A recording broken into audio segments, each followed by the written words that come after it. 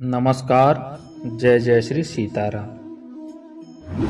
आज इस वीडियो में हम चर्चा करेंगे कि देव और पितृ कर्म में ब्राह्मणों के पैर धोने का क्या महत्व है, अर्थात उनके पाद प्रक्षालन का क्या महत्व है और इस क्रिया को करने के लिए हमको किस प्रकार से दिशा का ज्ञान रखना चाहिए।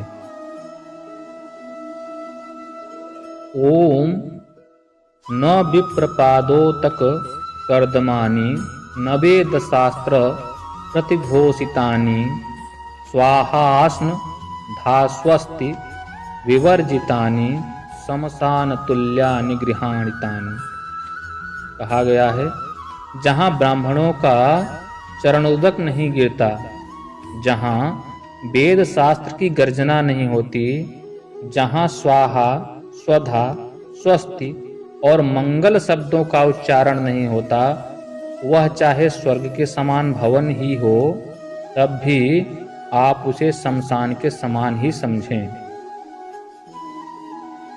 श्राद्ध कल्प में आया हुआ है, पाद प्रच्छा सलनम प्रोक्त मुपवेश्यासने द्विजान तिष्ठता क्षालनम कुर्यान निरासाः पितरों गताः।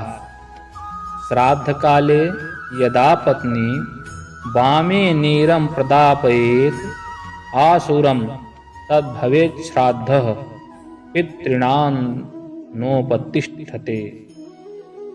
अर्थात ब्राह्मणों को आसन पर बैठाकर पाद प्रक्षालन करना चाहिए। ऐसा नहीं कि सिर्फ दिखावे के तौर पे खड़े खड़े ही थोड़ा सा जल लेके पैर पे छिड़क दिया या ऐसे ही अमर्यादित तरीके से पैर पे फेंक दिया।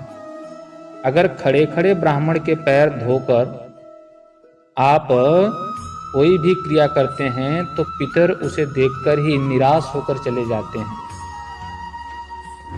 श्राद्ध काल में पत्नी यदि बाएं ओर से जल गिराएं तो वह श्राद्ध भी आसो श्राद्ध हो जाता है, जो कि पितरों का उपकार नहीं करता। इसीलिए जब आप पाद प्रक्षालन करें तो पत्नी आपके दाहिने तरफ से जल अगर चरण पे गिराएं तो यह मंगलकारी होता है, न कि बाएं तरफ से। अन्यथा आप स्वयं ही अकेले से पाद प्रक्षालन का कार्य कर सकते हैं। दिवा वा यदि वा रात्रौ न कुर्यात् प्राङ्मुखः शुचिः प्रत्यंगमुखस्तु कुर्वीत विप्रपादा विसेचनम। वशिष्ठ जी का वचन है, दिन हो या रात हो, प्रागमुख अर्थात पूर्वाभिमुख पूरब की तरफ मुख करके ब्राह्मण के पैर न धोवें। सदैव ही प्रत्यंगमुख अर्थात पश्चिम की तरफ मुख कर ही ब्राह्मण के पैर धोवें। अर्थात ब्राह्मण को या तो पूर्वाभिमुख बैठा दें आप, और आप पश्चिम की तरफ मुख करके जल गिराते समय ब्राह्मण के पैर धोवें। एक विशेष बात और ध्यान में रखना है, यदि एक से अधिक ब्राह्मण को आपने श्राद्ध भोज के लिए आमंत्रित किया हुआ है, तो जिस पात्र में ब्राह्मण के चरण को रखकर पाद प्रक्षालन करते हैं, उसी पात्र में अन्य ब्राह्मण के चरण को प्रक्षालन नहीं करना चाहिए। किसी अन्य पात्र में या उस पात्र के जल को मस्तक पे लगा के उसे किसी शुद्ध स्थान पे, जैसे पौधों की क्यारियां इत्यादि में डालकर पुनः उस बर्तन को साफ करके द्वितीय ब्राह्मण का या तृतीय ब्राह्मण का पाद प्रक्षालन करना चाहिए। तिष्ठन् प्रक्षालयेत् पादौ दैवे पित्रे च कर्मणि देवा हव्यम न गृह्णयन्ति काव्यानि पितरस्तथा।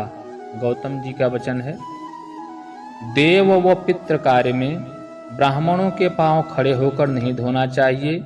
खड़े होकर पांव धोने से देवता हव्य को, अर्थात जो यज्ञ आदि में या भोग्य सामग्री हम उनको अर्पित करते हैं, तथा पितृ कव्य को कभी भी ग्रहण नहीं करते हैं।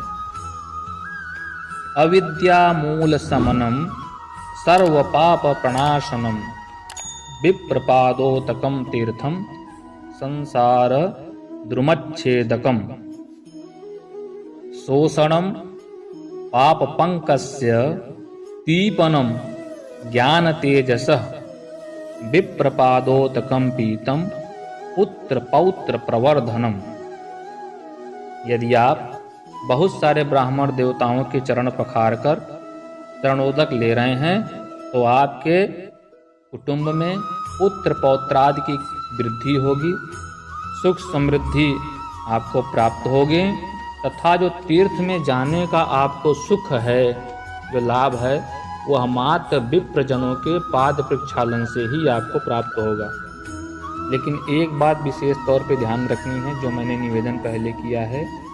यदि बहुत सारे ब्राह्मण देवताओं के चरण पखार रहे हैं तो ध्यान रहे कि पहले ब्राह्मण के चरण धुले हुए जल में अगले ब्राह्मण के चरण को न धोएं, अर्थात प्रत्येक ब्राह्मण देवताओं का चरणोदक अलग अलग लेना चाहिए।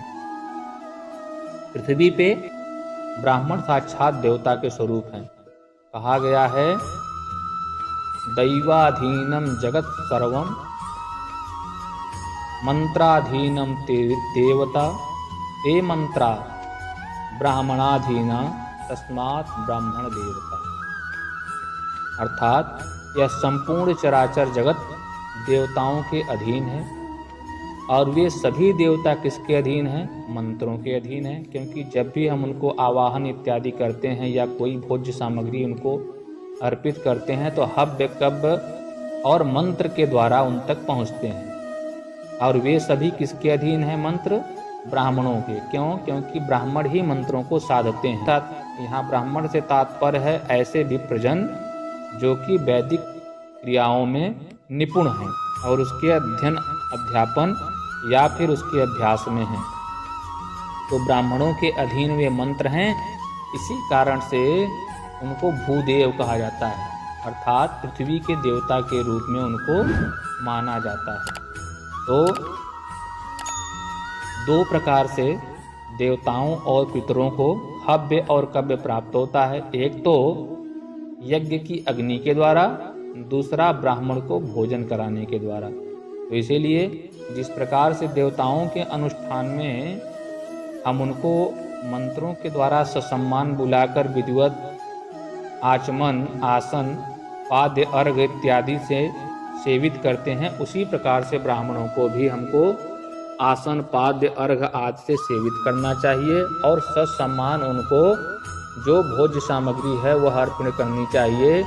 तो जो लाभ आपको देव पूजा या पितृ के श्राद्ध कर्म से प्राप्त होता है, वही श्राद्ध का लाभ आपको श्रद्धा पूर्वक एक ब्राह्मण की सेवा से प्राप्त हो जाता है। तो मित्रों, आशा है यह छोटी छोटी जानकारियां आपको जो मैं पहुंचा रहा हूं यह आपके लिए लाभप्रद होगी, क्योंकि आप अपने कीमती समय को निकालकर सनातन धर्म के जो संस्कार हैं उसको आप अपने जीवन में स्वीकार कर रहे होंगे, जैसे श्राद्ध हो गया, यज्ञ आदि कर्म हो गया। लेकिन छोटी मोटी त्रुटियों के कारण उसका फल आपको समुचित नहीं मिल पाता होगा। इसलिए जरूरी है कि यदि आप कार्य कर रहे हैं, कोई कर्मकांड कर रहे हैं, तो उसकी शुद्धता और उसकी जो एक नियमबद्धता होती है उसी के अंतर्गत यदि आप कार्य करेंगे तो उसका समुचित लाभ आपको प्राप्त होगा। तो आप सबसे निवेदन है कि इसी प्रकार की जानकारी प्राप्त करने के लिए मेरे चैनल को सब्सक्राइब करके बेल आइकन दबा दीजिए। आपको क्या और विषय सुनना चाहते हैं, आप और किन किन विषयों को सुनना चाहते हैं, कमेंट करके बताइए और अपने इष्ट मित्र जनों को इस विषय को जरूर साझा कीजिए, शेयर कीजिए, साथ ही साथ लाइक का बटन भी दबा के जाइएगा। पूरे वीडियो को अंत तक सुनने के लिए आप सभी का धन्यवाद। नमस्कार, जय जय श्री।